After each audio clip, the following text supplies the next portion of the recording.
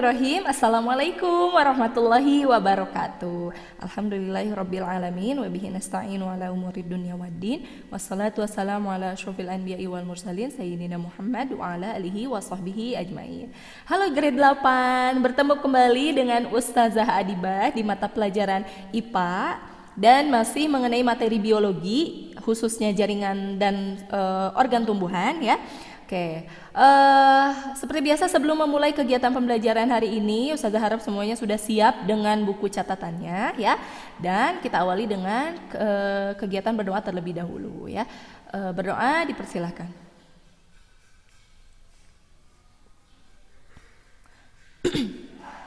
Oke, alhamdulillah.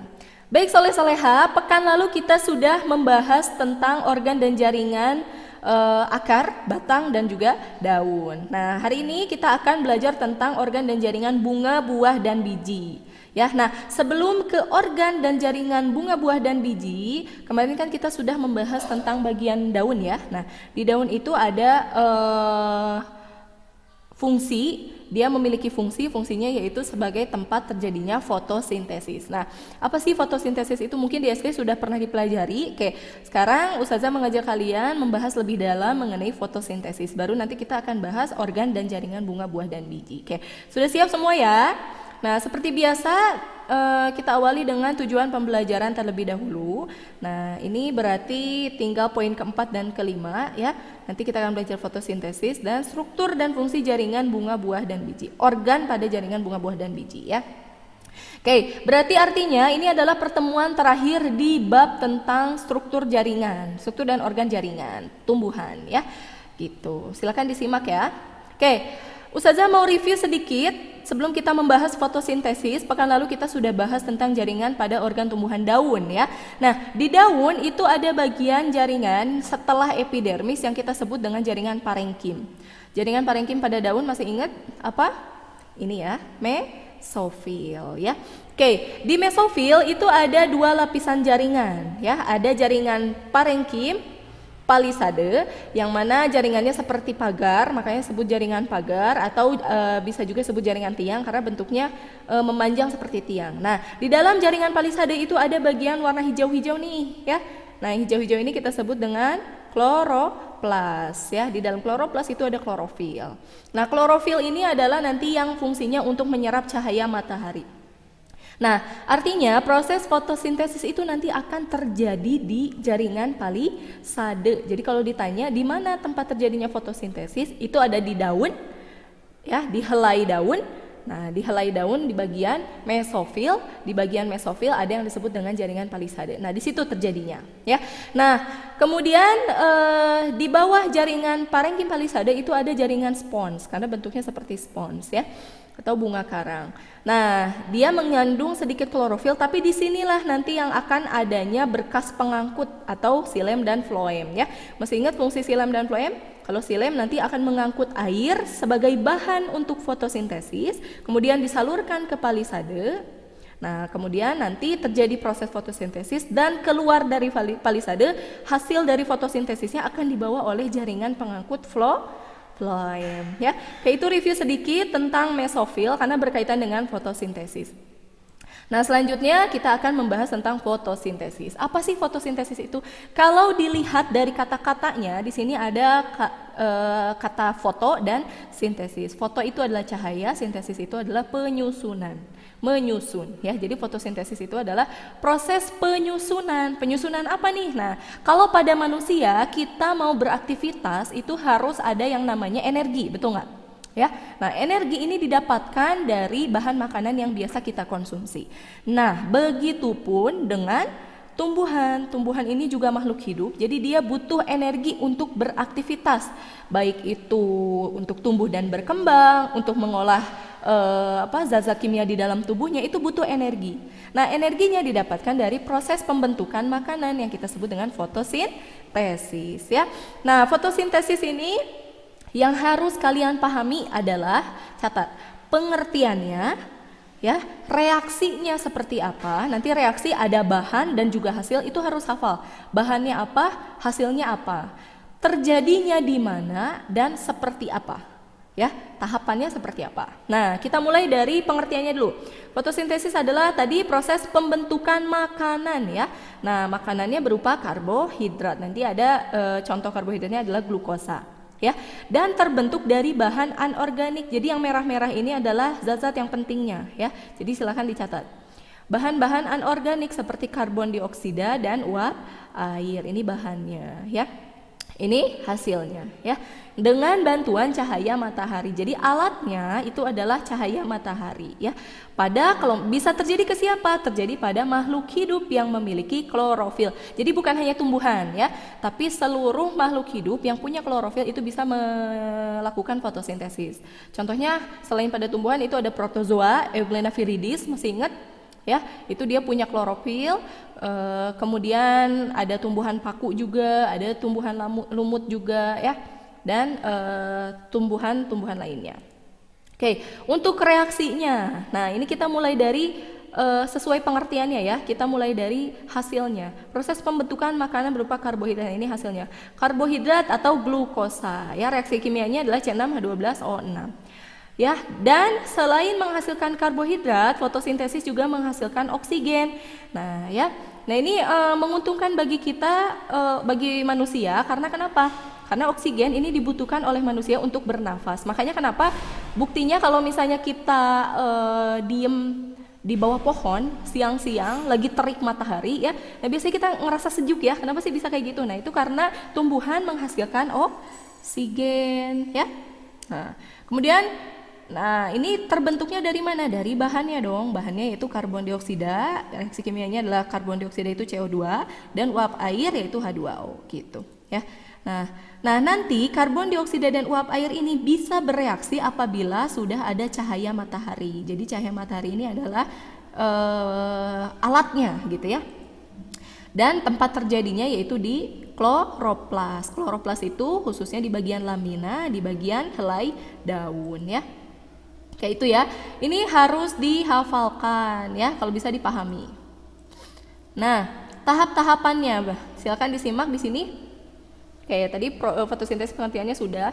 Nah, tadi kan bahannya itu kita membutuhkan H2O atau air dan juga karbon dioksida. Didapatkannya dari mana? Nah, air ini didapatkan dari tanah ya.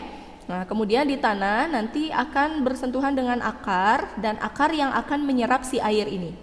Nah, siapa yang membawa air ke daun? Kemarin sudah dibahas ya, yang membawa adalah berkas pengangkut xilem. Nanti xilem itu ada dari mulai akar sampai ke ujung daun itu ada. Ya, nanti xilem akan menyerap air, akar akan menyerap air, kemudian xilem itu akan membawa air dengan ada yang disebut tekniknya itu teknik kapilaritas. Ini kita sudah pelajari kelas 7 ya. Nah, nanti airnya naik sama xilem kemudian dimasukkan ke dalam daun.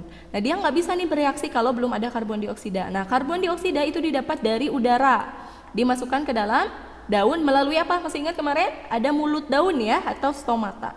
Nah, ini saling, jadi kita dengan tumbuhan itu saling berkesinambungan ya. Nah, karena tumbuhan butuh karbon dioksida dari kita nafas mengeluarkan karbon dioksida, kemudian kita nanti hasil dari fotosintesis berupa oksigen itu kita ambil juga ya. Nah, nanti karbon dioksida masuk ke dalam daun dan bersatu dengan air tadi. Nah, mereka baru akan bereaksi apabila ada cahaya matahari. Nanti di daun itu ada bagian disebut kloroplas. Nah, kloroplas ada klorofilnya. Nah, klorofil ini yang akan menyerap cahaya. Nanti dia akan diserap sama cahaya sama klorofil. Nah, barulah karbon dioksida dan air ini akan bereaksi. Menghasilkan apa? Menghasilkan tadi karbohidrat dan ini ya, oksigen. Nah, Ustazah mau menjelaskan dulu, tadi kan ada berkas pengangkut xilem dan floem, itu posisinya adanya kan di jaringan spons ya. Nah, jaringan spons itu adanya kalau pada daun di bagian tulang daunnya, di sini ya. Nah, termasuk ini. Nah, ini ada jaringan pengangkutnya. Nah, kemudian bagian hijaunya itu yang mengandung palisade atau bagian yang Ustazah tunjuk huruf X ya. Nah, bagian hijaunya. Nah, ini xilem dan floem. Nanti proses fotosintesisnya di sini, kemudian nanti diangkut ke floem, baru dibawa ke seluruh tubuh tumbuhan. Nah, nanti hasilnya glukosa dan oksigen itu akan diangkut oleh floem.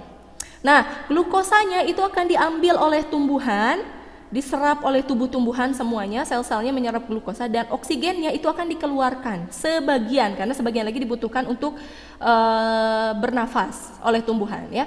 Nah, oksigennya itu sebagian dikeluarkan juga. Nah, yang dikeluarkan ini yang nanti dihirup oleh manusia ya. Oke, itu tahap fotosintesis. Jadi yang harus kalian pahami adalah pengertiannya, tadi reaksinya, berarti reaksi nanti ada bahan dan hasil. Nah, dan ada cahaya matahari ya. Kemudian tempatnya di mana yang harus kalian pahami ya. Dan juga nanti tahapannya seperti apa. Itu kalian harus bisa menyebutkan. Oke, mudah-mudahan paham ya. Baik, itu tentang fotosintesis. Untuk lebih memahami, Ustazah mau mengajak kalian untuk menyimak video tentang fotosintesis. Ini videonya bagus, mewakili apa yang sudah Ustazah sampaikan tadi. Walaupun ini English, tapi mudah-mudahan kalian bisa dipahami, tetap bisa memahami, karena tadi sudah dibahas oleh Ustazah sebagian ya. Oke, selamat menyimak. The amazing process of photosynthesis. A look around at nature is an absolute treat to our senses. We all enjoy the colors and fragrance of plants, but seem to forget about their important contribution. Plants are an absolute necessity for life on Earth. It is so because of the process of photosynthesis. A closer look at a plant shows that it is firmly held in the soil by the help of roots. These roots absorb water from the soil and through the tiny tubes transport it to the stem and then to the leaves. The stem holds the leaves in such a way that they absorb maximum energy from sunlight. A leaf is a very important part of the plant. Photosynthesis, the ultimate provider of food and oxygen, occurs in the leaf. A leaf consists of a flat, thin lamina, which is joined to the stem by a petiole. The flattened lamina provides large surface area for trapping sunlight.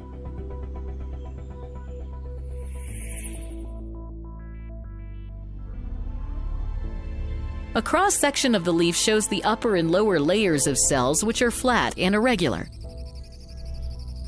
Below the upper layer is the layer of tightly packed cells. These cells have specialized organelles called chloroplasts. Chloroplasts contain the pigment chlorophyll, which gives the green color to the leaf. The next layer has loosely arranged cells with large air spaces.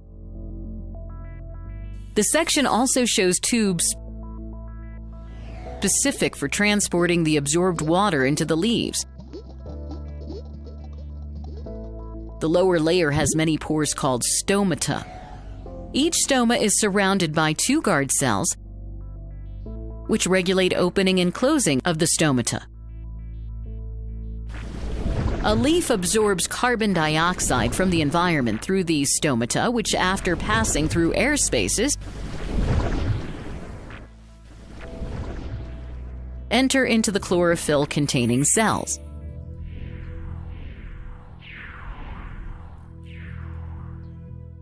Both water and carbon dioxide molecules are finally absorbed by the chloroplast.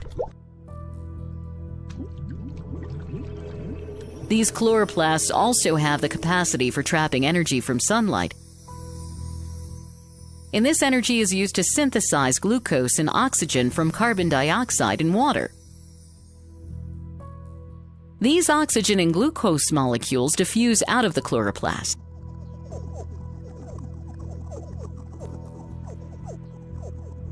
The glucose is transported through other specialized tubes to all parts of the plant, aiding in their growth.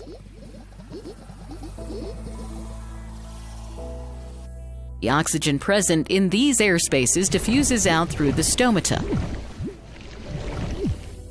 So, during photosynthesis, oxygen is given as the life-sustaining gaseous component of the atmosphere, while glucose or food is transported to all parts of the plant and used for growth. Oke, gimana? Sudah disimak videonya? Semoga dengan adanya video tersebut kalian bisa lebih memahami proses fotosintesis ya. Oke, kita lanjutkan materi berikutnya tentang struktur dan pada jaringan dan organ bunga, buah, dan biji. Kita mulai dari bunga dulu ya. Di sini ada bunga dulu. Oke, organ tumbuhan bunga. Nah, kita mulai dari fungsinya ya. Fungsinya sudah jelas. Kalau bunga sebagai alat perkembangbiakan generatif, berarti kalau generatif itu melibatkan alat perkembangbiakan, melibatkan persilangan antara sel jantan dan juga sel betinanya ya. Oke, alat perkembangbiakannya di sini ada benang sari ya. Ini benang sari, nanti di benang sari itu ada serbuk sari. Nah, serbuk-serbuknya ini yang nanti akan bersilangan dengan alat perkembangbiakan betinanya. Ya, oke. Alat perkembangbiakan betinanya di sini ada putik. Yang ini ya. Biasanya kalau putik itu hanya satu aja, kayak antena gitu ya. Kalau misalnya benang sari itu ada banyak. Nah, ini benang sari ya. Di dalamnya benang sari. Oke, sekarang kita beralih ke jenis-jenis bunga. Nah, Ustazah bagi berdasarkan 2 jenis, ada berdasarkan bagian-bagiannya dan nanti akan Ustazah bagi berdasarkan alat perkembangbiakannya. Oke, kita mulai dari bagian-bagiannya dulu, dibedakan menjadi 2, ada bunga lengkap dan bunga tidak lengkap. Ya, nah bunga lengkap itu yang dia memiliki ini berarti ya organ-organnya itu komplit. Ya, apa aja nanti kita akan bahas. Nah, kita bahas bunga lengkap dulu. Nah, ini dia. Bunga lengkap itu tersusun dari bagian steril dan juga fertil ya. Kalau steril itu berarti bagian-bagian perhiasan yang mana fungsinya untuk menghias, menambah keindahan bunganya. Sedangkan kalau fertil itu yang alat perkembangbiakannya. Kita mulai dari bagian sterilnya dulu ya. Nah, ini di sini ada bagian yang disebut dengan tangkai bunga ya. Ini tangkai bunga juga. Nah, kemudian ada dasar bunga, biasanya ini dudukan bunganya. Dudukan bakal buah, ini bakal buah. Nah, kemudian dasar bunganya dan nanti dasar bunga ini biasanya berhubungan langsung dengan kelopak. Ya, kayak biasanya banyak yang tertukar antara kelopak dengan mahkota. Nah, ini kelopak ya yang di bawah. Nah, kemudian ada mahkota bunga. Ini bagian steril dan bagian fertilnya itu yang fungsinya untuk alat perkembangbiakan. Berarti ada putik dan ada benang sari. Nah, putik dan benang sari ini punya bagian juga. Dimulai dari kepala putik, ya. Kemudian ada tangkai putik dan ada bakal buah. Nah, kenapa sebut bakal buah? Karena ini yang akan nanti menjadi organisasi baru. Dia akan membentuk buahnya tadi, ya, organisasi baru. Nah, kemudian benang sari juga sama. Di sini ada kepala sari dan tangkai sari, ya. Nah, di kepala sari itu ketika musim kawin dia akan terbuka, pecah nih kepala sarinya dan dia akan mengeluarkan serbuk. Serbuknya kita sebut serbuk sari yang nanti masuk ke dalam putik, melewati tangkai putik dan masuk ke dalam bakal buah. Nah, ini persilangannya itu terjadi di bakal buah seperti itu, ya. Ini bunga lengkap. Berarti kalau yang tidak lengkap tadi dia tidak memiliki bagian fertil atau steril gitu, atau hanya salah satu gitu ya. Nah, selanjutnya jenis-jenis bunga berdasarkan alat kelaminnya. Nah, ya, ada bunga sempurna atau kita sebutnya bunga hermafrodit karena dia memiliki 2 alat kelamin, dan atau ada juga yang menyebutkan bunga banci, ya.